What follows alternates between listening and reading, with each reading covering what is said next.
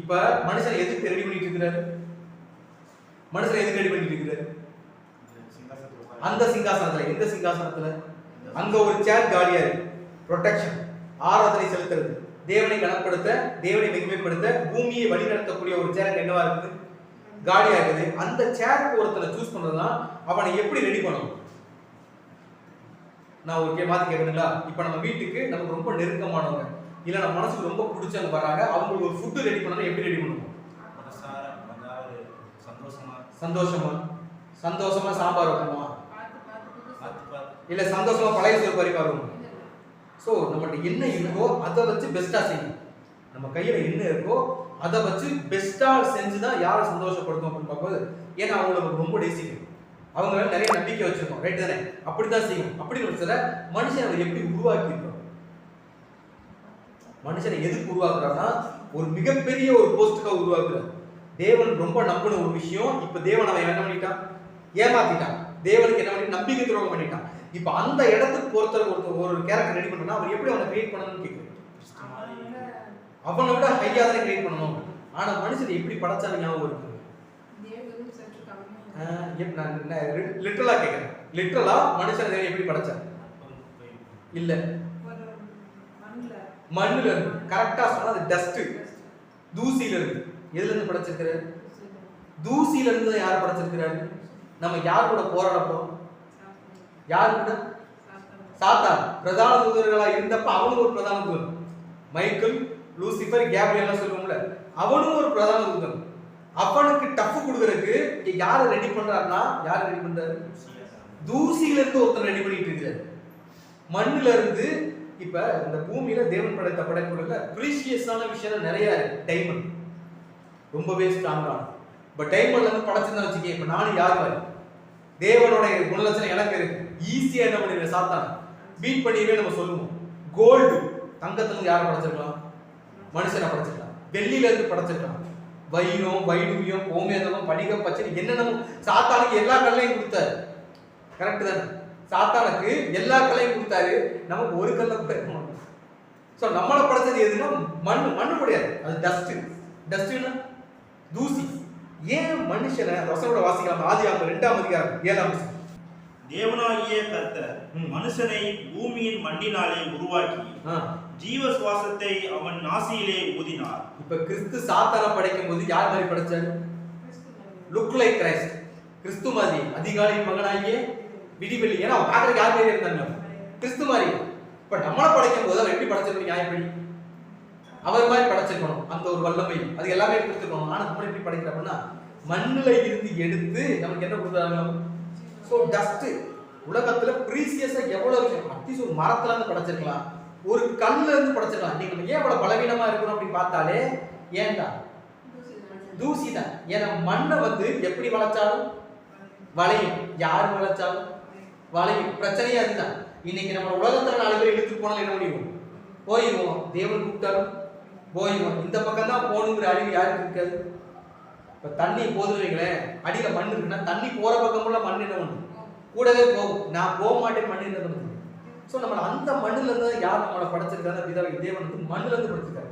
ஏன் நம்மள மண்ணுல டஸ்ட். மண்ணுங்கிறத டஸ்ட் என்னது? இன்னும் கம்மி. அது தூசி, காற்று புறக்கணிக்கும் பதர்.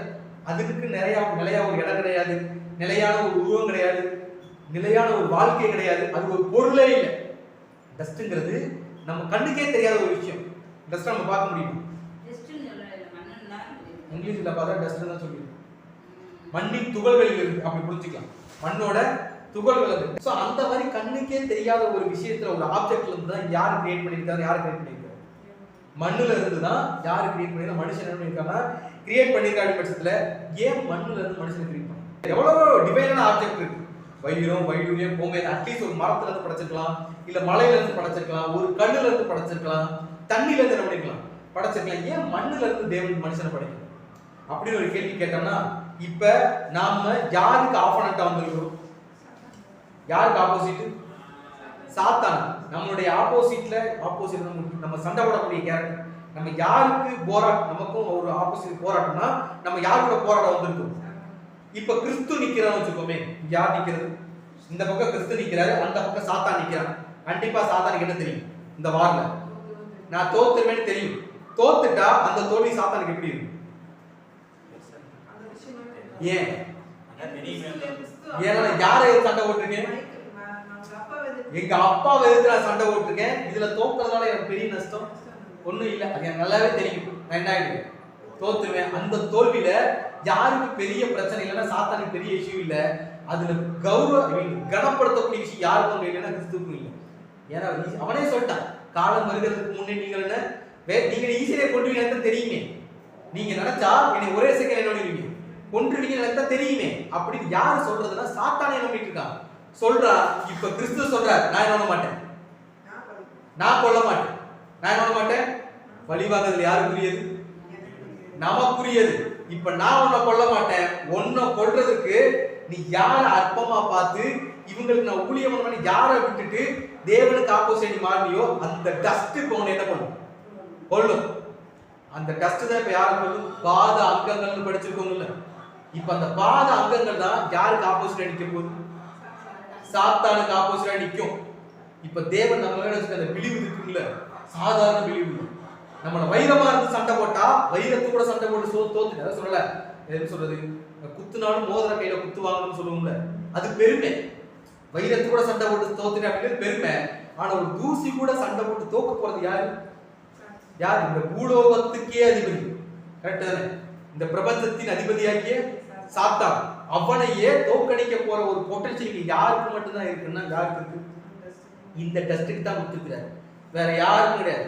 நான் பெரியவன்னு சொல்ற யாருக்குமே அந்த உரிமை கிடையாது. என்னால எல்லாமே முடியும்னு சொல்ற யாருக்குமே அந்த உரிமை கிடையாது. எனக்கு எந்த தகுதியுமே இல்லை. எனக்கு என்ன கிடையாது?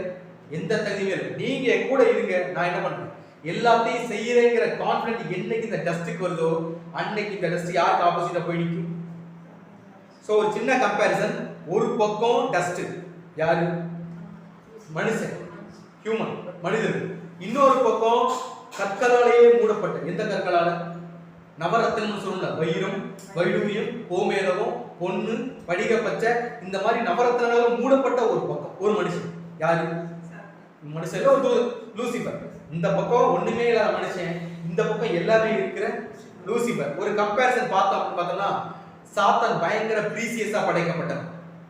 அந்த வசனம் படிச்சோம்ல, அக்னிமயமான கற்களின் நடுவிலே உலாவினார், நீ ஞானத்தால் நிறைந்தவன், பூரண அழகுள்ளவன். இந்த பக்கம் பார்த்தா மண்ணு, இந்த பக்கம் பார்த்தா பூரண மகிமை, பூரண அழகு, பூரண ஞானம்.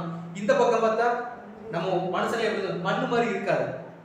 அது என்ன, அறிவே இல்லாத என்ன சொல்லுவோம், மண்ணு மாதிரி இருக்காது. அப்படின்னா மண்ணுக்கு என்ன கிடையாது? அறிவே கிடையாது. அந்த மாதிரி இப்ப நம்மள படைச்சு வச்சிருக்காரு. சோ அந்த பக்கம் டிவைனான ஒண்ணு, இந்த பக்கம் ஒண்ணுமே இல்லாத ஒண்ணு. இதுங்க ரெண்டு என்ன நடக்க போகுது? இப்ப சண்டை நடக்க போகுது. அதே மாதிரி அந்த பக்கம் பார்த்தோம்னா கிறிஸ்து மாதிரியே இருக்கிற ஒரு கேரக்டர், டிவைனான குணலட்சணம், தெய்வீக குணலட்சணம் உள்ள ஒரு கேரக்டர். இந்த பக்கம் பார்த்தோம்னா பர்ஃபெக்ஷனே இல்லாத, தகுதியே இருக்காது. உலகத்துல இருக்கக்கூடிய ஞானிகளை அற்பமாக்கும்படி தேவன் எதை சூஸ் பண்ணிருக்காங்களா? பைத்தியமானவர்களை சூஸ் பண்ணிருக்காங்களா? சோ அந்த பக்கம் டிவைனான பூரணம், ஞானத்தால் நிறைந்தவன், பூரண அளவுள்ளவன், தேவனால குறையே கண்டுபிடிக்க முடியாத ஒரு கேரக்டர் தான் யாருன்னா லூசிபர். இந்த பக்கம் பார்த்தா பர்ஃபெக்ஷன்னா என்னன்னே தெரியாது நமக்கு. பர்ஃபெக்ஷன் தான் என்னது?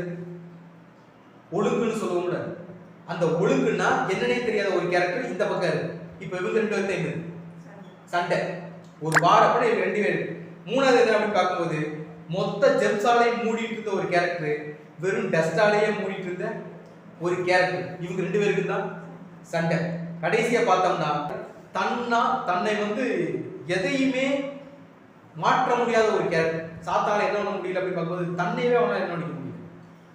என்ன பண்ணிக்க முடியாது? தனக்குள்ள ஒரு ஒழுங்கினம் வந்துருச்சு. தேவன்கிட்ட போய் மன்னிப்பு கேட்டு நம்ம மாத்திக்குவோம் அப்படிங்கிற மைண்ட் செட் யாருக்கு வரல? சாத்தானுக்கு வரல. தேவனுக்கு மேலாக ஏறி போன்ற ஐடியா யாருக்கு வந்துச்சு? தன்னையே மாற்ற முடியாத கேரக்டர் ஒரு பக்கம், தன்னையே மாற்ற முடியாத ஒரு கேரக்டர் ஒரு பக்கம், தன்னை எப்படி வேணா மாத்திக்கலாம்னு சொல்ற கேரக்டர் எது? மண்ணு. நம்ம நினைச்சா அந்த மண்ணை எப்படி மாத்தலாம்? குதிரையா வேணா குதிரையா மாத்தலாம், மனுஷனா வேணா சிலைகள் செய்ய சொன்ன அந்த மண்ணை பானையா வேணா பானையா மாத்தலாம், சிலையா வேணும்னா சிலையா மாத்தலாம், என்னவா வேணா மாத்தலாம். மண்ணுக்கு அது ஒண்ணுதான் நல்ல குணம். இன்னொரு குணம் இருக்கு. மண்ணு நினைச்சா இன்னொன்னு என்னவா வேணா மாத்தும். டைமண்ட் சொல்றோம்ல, டைமண்ட் எப்படி உருவாகுது ஐடியா இருக்குங்க. இன்னொரு இன்ட்ரெஸ்டிங் ஃபேக்ட் என்ன தெரியுங்களா? சாத்தான் லூசிபருக்கு எத்தனையோ கற்களை கொடுத்தாரு. அந்த அத்தனை கற்கள் இங்க எங்கதான் இருக்கு ஒரு கேள்வி கேட்டா மண்ணுக்குள்ளதான் இருக்கு. சோ சும்மாலாம் உருவாக்கல தேவன் மனுஷனை மண்ணுல இருந்து. அவன் தூசி தான், அவன் மண்ணு தான். ஆனா அவன்கிட்ட இருக்கிற எல்லா கேரக்டரும் இப்ப யாருக்குள்ள இருக்குது? அவனுக்குள்ள இருக்கு. அவன் ஒரு நாள் அதை தோண்டி வெளியே எடுப்பான். யாரு? அந்த டஸ்ட். நீ டஸ்ட் நினைக்கிறீல, அந்த டஸ்ட் ஒரு நாள் அதுக்குள்ள இருக்க எல்லா கேரக்டரும் என்ன பண்ணும்? தோண்டி வெளியே எடுக்கும். அப்ப அந்த டஸ்ட் யாரை விட மேல நிற்கும்? கோலியாத்துக்கு முன்னாடி தாவீது நின்ன மாதிரி. யாருக்கு முன்னாடி யார் நின்ன மாதிரி?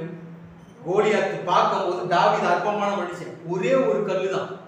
யார் முடிஞ்சு? கோலியாத் லைஃப் முடிஞ்சு. அதுதான் சண்டை. எது சண்டை? கோலியாத்து கூட இன்னொரு கோலியாத்து சண்டை போடுறது பேர் சண்டை இல்லை, அது காமம். அதை யார் நம்ம பெருசாவே பண்ண மாட்டோம். ரெண்டு ராஜாக்க சண்டை போட்டா செத்து போயிட்டாங்க. ஆனா இன்னைக்கு தாவீதோட வார பெருமையா பேசணும்னா பின்னாடி என்ன ரீசன்னா, அவன் ஒரு ஜெயிண்ட், இவர் ஒரு சின்ன பையன், ஆடு மேய்க்கிற சின்ன பையன் போய் யார அடிச்சு கொண்டிருக்கானா ஒரு போர். அங்க என்ன நடக்குது? ஒரு போர் நடக்குது. அவ்வளவு படை வீரர்கள் இருக்கிறாங்க. அவங்களால என்ன பண்ண முடியல? ஒண்ணும் பண்ண முடியல. ஆனா ஒரு சின்ன பையன், ஒரே ஒரு கல். இவங்க பெரிய பெரிய வாள் வச்சிருக்காங்க, கேடைய வச்சிருக்காங்க, போர் கவசம் போட்டிருக்காங்க. இவ்வளவும் போட்டு யாரும் ஒண்ணும் பண்ண முடியல. கோலியாத் ஒண்ணும் பண்ண முடியல. இந்த மனுஷன் இதை மாட்டினோன்னு இதோட வெயிட் யார் தாங்க முடியல? தாவீது தாங்கல. முதல்ல என்ன பண்ணுது? கலட்டுங்க, நான் சும்மாவே என்ன பண்ணிக்கிறேன், போய்க்கிறேன். ஏன்னா என் பின்னாடி யார் இருக்கு? அவர் சொல்லுவார், தேவன் வந்து என் கையில ஒப்பு கொடுப்பான்னு சொல்லிட்டு ஒரே ஒரு கல்லை எடுத்து அடிச்சு யாரை கொண்டிருப்போம். அந்த வார் தான் இந்த உலகமே இன்னைக்கு என்ன பண்ணிட்டு இருக்கு. இப்ப அதே மாதிரி ஒரு வார் தான் கடைசியில யாருக்கு யார் நடக்க போகுதுன்னா, ஒரு டஸ்டுக்கும் லூசிபர் அப்படிங்கிற ஒரு மிகப்பெரிய ஒரு ஜெயிண்ட் மாதிரி ஒரு கேரக்டர் தான் எங்க ஃபைனல் நடக்க போகுதுன்னா, அந்த ஒரு வார் நடக்க போகுது. நமக்கு தெரியும் அந்த வார்ல யார் தான் ஜெயிப்பா? யார் தான் ஜெயிப்பா? இப்ப நம்ம ஹெட்டிக்கு வந்துரும். தலைப்பு என்ன வச்சோம்? பழி வாங்குதல் நமக்குரியது.